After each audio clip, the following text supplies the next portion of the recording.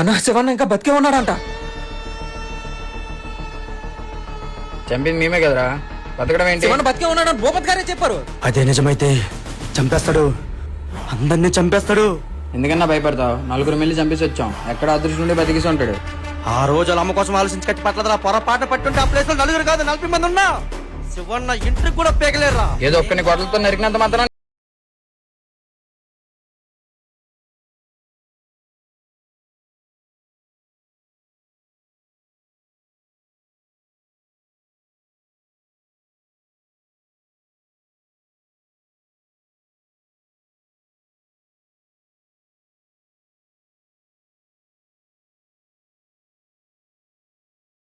ఆ రోజు శివన్న ఫుల్